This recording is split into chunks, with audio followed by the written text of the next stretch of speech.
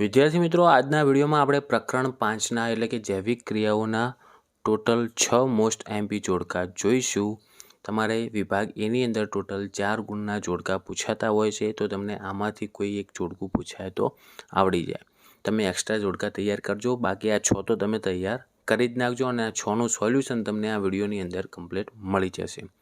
Okay, અગાઉ already આપણે પ્રકરણ 4 સુધીના મોસ્ટ એમપી જોડકા તથા પ્રકરણ 4 સુધીના મોસ્ટ એમપી એમસીક્યુ, વિજ્ઞાનના બીજા 2 ગુણના પણ મોસ્ટ એમપી પ્રશ્નો તથા ગણિતના પણ બોર્ડ એક્ઝામ રિલેટેડ ઘણા બધા વિડીયો આપણે બનાવેલ છે. એ બધા જ વિડીયો એક જ લિંકમાં તમને મળી જશે અને એ લિંક તમને વિડીયોની નીચે ડિસ્ક્રિપ્શન બોક્સમાં આપેલી છે. તો એના ઉપર જઈને ક્લિક કરો, એકવાર બધા જ વિડીયો જોઈ નાખો, તમને ખૂબ ફાયદો થશે.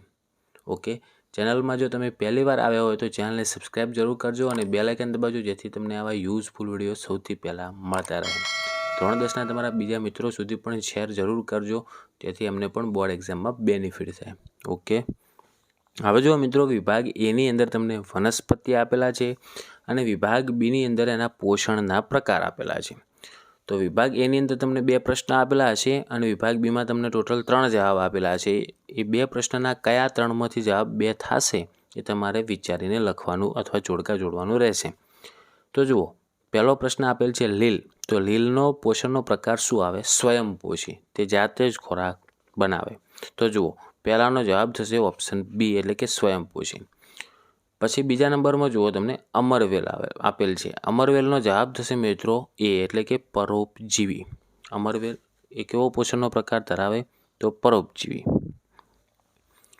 પછી બીજા નંબરના જોડકામાં તમને કોઈ પહેલેથી જુઓ સૂચના આપેલ નથી, ડાયરેક્ટ આપેલ છે અમીબા.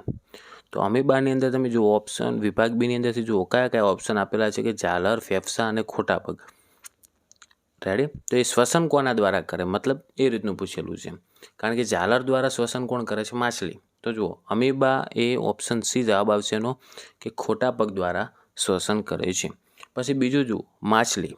તો માછલીનું મેં તમને હાલ જ કીધું કે માછલીનું શ્વસન ઝાલર દ્વારા કરે છે. માછલી એ શ્વસન કોના દ્વારા કરે? ઝાલર દ્વારા કરે છે. તો બીજામાં જવાબ આવશે ઓપ્શન એ. હવે જો ત્રીજા નંબરનું આપણે જોડકું જોઈશું. વિભાગ એ અને વિભાગ બી ડાયરેક્ટ આપેલ છે, કોઈ સૂચના આપેલી નથી. તો જુઓ, એમાં પહેલું જ છે રસાંકુરો. તો રસાંકુરોનું કામ શું થાય જુઓ, તો એનો જવાબ આવશે ઓપ્શન સી એટલે કે અભિશોષણ કરે છે. પછી બીજો છે વાયુકોષ્ઠો. તો વાયુકોષ્ઠોમાં જવાબ આવશે ઓપ્શન એ એટલે કે વાત વિનિમય. ઓકે, ચોથામાં જુઓ, પહેલું જ આપણને એવી જ રીતના આપેલ છે. જો વિભાગ એ અને બીમાં કોઈ સૂચના આપેલ નથી, આપણે ડાયરેક્ટ જોડકા જોડવાના રહેશે. કે ફેફસા આપેલા છે. તો ફેફસાનું કાર્ય શું? મતલબ જુઓ, તમને વિભાગ બીની અંદર નજર કરશો તો તમને ખ્યાલ આવી જશે કે શેના વિશે પૂછેલું છે. તો ફેફસા શું કરે છે? તો એનો જવાબ આવે ઓપ્શન બી, મતલબ કે રુધિરને શુદ્ધ કરે છે. અને બીજા નંબરમાં છે મૂત્રપિંડ. તો એનું કાર્ય શું? કે રુધિરનું ગાળણ કરે છે. તો એનો જવાબ ઓપ્શન એ થશે. 5મા નંબરનું જોડકું જોઈશું કે યકૃત. તો યકૃતનું કાર્ય શું થાય? તો વિભાગ બીની અંદર ઓપ્શન સી આપેલ છે કે પાચન તંત્રનું સહાયક અંગ છે. યકૃત શું છે? કે પાચન તંત્રનું સહાયક અંગ.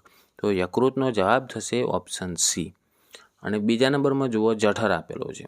તો જઠરનો જવાબ થશે મિત્રો કે પ્રોટીનનું અંશતઃ પાચન કરે છે.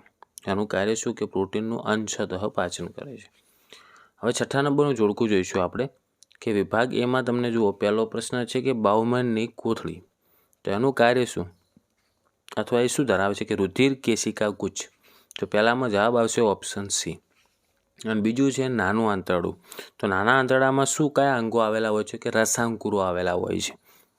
તો એનો જવાબ થશે મિત્રો ઓપ્શન એ.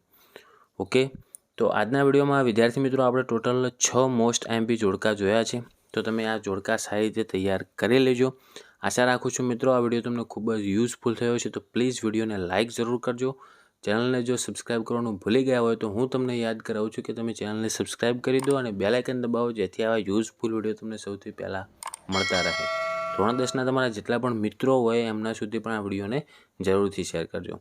હવે મળીશું આપણે નેક્સ્ટ વિડીયોમાં. Thank you so much for watching my videos. Thank you so much.